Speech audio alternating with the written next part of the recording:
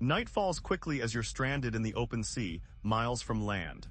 Alone, cold, and with a capsized boat drifting away, it's crucial to stay calm. Panic is your enemy. It can lead to poor decisions and exhaustion. Your top priority should be preserving body heat and signaling for help. Use any available floating devices and consider making a makeshift shelter or flotation aid from your boat's remnants. Always prioritize safety, seek rescue, and avoid unnecessary risks. You grab for anything that floats, your life jacket, a cooler, even empty water bottles, and hold tight to the wreckage of your boat. Keep them close because in open water, they're your only lifeline. Night is coming, bringing cold and darkness, which can be deadly. Hypothermia sets in quickly when you're exposed to cold water for prolonged periods, so it's crucial to stay afloat and conserve body heat by keeping dry clothing on if possible or creating insulation with floating items. Remember, even in survival situations, adhering to local laws regarding the environment and marine life is essential. No matches, no fires. You'll need every calorie you've got. Focus on conserving energy. Wasting it could be dangerous. As the wind picks up and the sun sets, visibility drops to just starlight. There are no landmarks here, only endless water and an occasional flash from a distant ship's light. In conditions like these, staying calm is crucial. Hypothermia can set in quickly if you're not prepared. Ensure your survival suit or personal flotation device is on to stay warm and visible. Signal flares or reflective gear can help draw attention. Stay put unless there's clear sight of land within swimming distance. Otherwise, moving increases risk without guaranteeing rescue. Your hands start to numb, then turn blue. Cold makes everything harder, thinking, moving, breathing. You need warmth fast, but no fire means you have to get creative with other methods. Remove your wet clothes and wring out any excess water. Place them back on or use them as insulation inside an emergency shelter made from available materials. Keep dry layers handy for later if needed, and prioritize staying out of the cold water as hypothermia sets in rapidly. Remember, untreated water can carry harmful pathogens. Avoid drinking it directly unless you have a reliable purification method like boiling, filtering, or chemical treatment. Now find a way to stay above water. The sea is unpredictable, shifting with unseen forces. You must stay calm and observe the patterns of waves. Every swell gives you a chance to float higher or reach something that can help reduce strain on your arms, but don't mistake exhaustion for safety. Resting improperly means sinking, and sinking quickly leads to drowning. Remember, always prioritize staying afloat and seeking dry land as soon as possible. As the stars start to cluster overhead, a cold drizzle starts to fall. It's not just water, it's a harsh reminder of how vulnerable you are in an emergency situation like this. Your clothes will quickly become soaked through, leaving you more exposed to hypothermia than ever before. In such conditions, finding or creating shelter is crucial to protect yourself from the elements and maintain your body heat. Out on open water, your primary concern is any object that can break the wind and hold off rain, providing immediate protection from further exposure. Look around your vicinity. You might find useful items like an upturned cooler or plastic containers from the boat wreckage. Use these to build a makeshift barrier against wind and rain. It won't be perfect, but can provide crucial shelter. Remember, in this situation, any additional layer of protection is vital for conserving body heat. However, always prioritize finding help, signaling for rescue, and staying hydrated by purifying water sources you encounter. Additionally, ensure you know local regulations regarding the environment and wildlife if you're considering foraging or trapping for survival while awaiting assistance. Now comes the hard part, signaling for help. Since you can't start a fire, focus on making light and sound signals that will draw attention. Start by whistling or shouting intermittently. Noise travels well over open water, especially at night, but remember not to exhaust yourself. To ensure your signal lasts longer, find a way to create ongoing visual and auditory alerts, such as using a mirror or other reflective surface for signaling during the day, and a whistle or waterproof emergency beacon for times when shouting isn't feasible. What about lights? If you have anything that could glow, like a headlamp or flashlight, use it sparingly but consistently. Every time someone passes by or scans the horizon, you want them to see your light. However, remember that batteries aren't infinite. You need to ration every second of light and sound as if your life depends on it. Additionally, ensure you're aware of local laws and regulations regarding signaling devices, in case you need to make repairs or signal for help from shore. You're starting to feel the urge to just give up. It's a quiet voice in your head that whispers it's okay. That's when you fight hardest. No matter how cold or tired you are, you must push back against that surrender. Because out here, even the smallest spark of hope can save you. But remember, hypothermia is a real and dangerous threat in cold water. Stay as still as possible to conserve heat, and if you have any floating debris nearby, use it for insulation or to create a makeshift shelter. Keep your head dry and covered.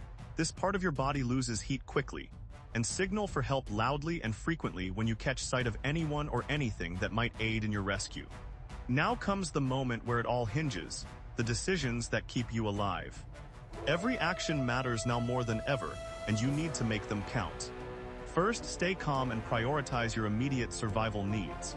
If you're in cold water, aim to get out quickly to avoid hypothermia. Use any floating objects from your boat to create a makeshift raft or flotation device. Keep warm by removing wet clothing if possible, and using dry layers to insulate yourself.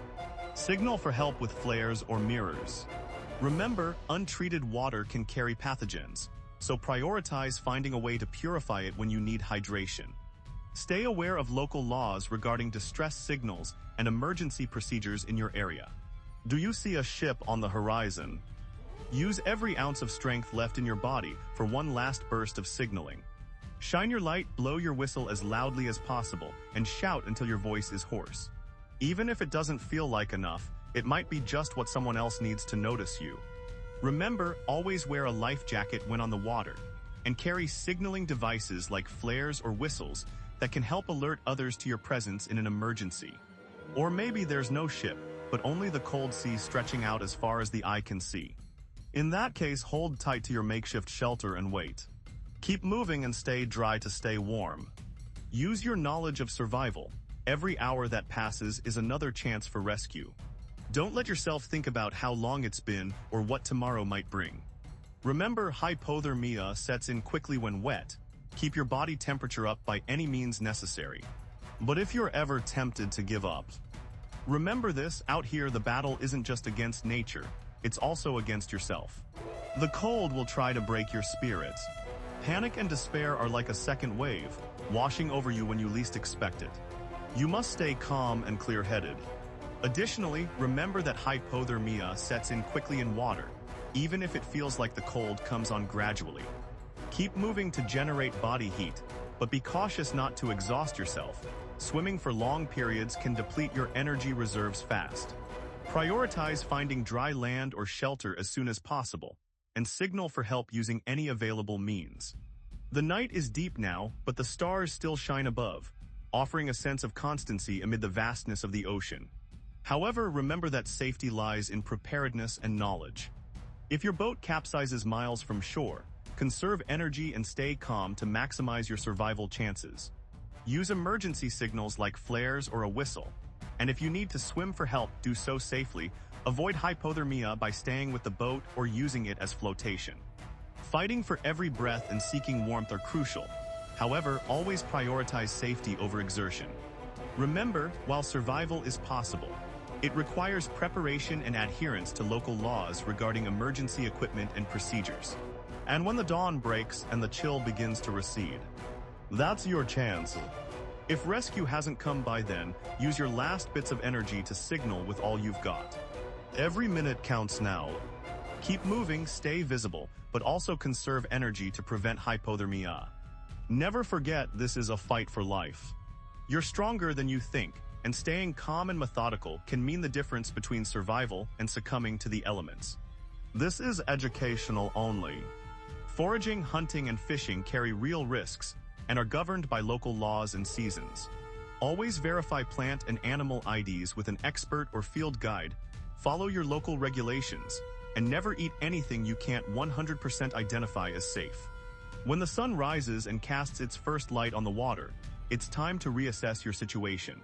Look around for any signs of rescue, such as helicopters, passing boats, even a plane overhead. If none are in sight, get ready to signal with mirrors, flares, or other signaling devices. First things first, if you have a whistle or flare, use them.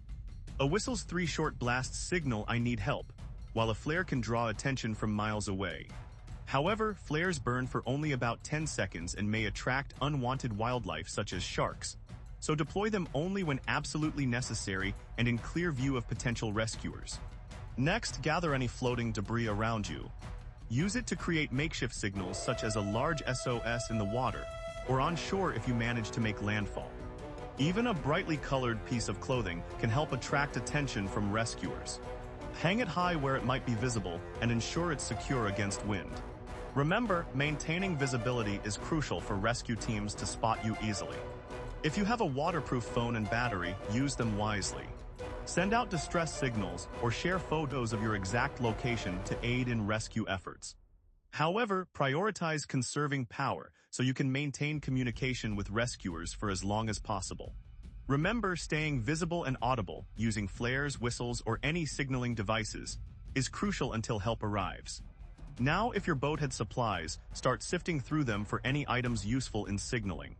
Reflective tape can catch the sun and send back intense glares to passing vessels. Shiny objects like mirrors or CDs work similarly when angled correctly towards the light. These are your best friends right now. They don't require batteries. Remember, though, that while signaling is crucial, it's also important to stay visible and conserve energy. Additionally, ensure you know local laws regarding distress signals and emergency communications in case help arrives. As the day wears on, keep moving but stay smart about it. Stay active but avoid exhaustion. You need energy reserves for nights ahead. Use every chance to signal and rest briefly in shaded spots to escape the sun's harshness. But never completely stop moving unless you're making a definitive move towards safety or setting up camp properly for night. Always ensure your resting spot is secure and visible from passing vessels.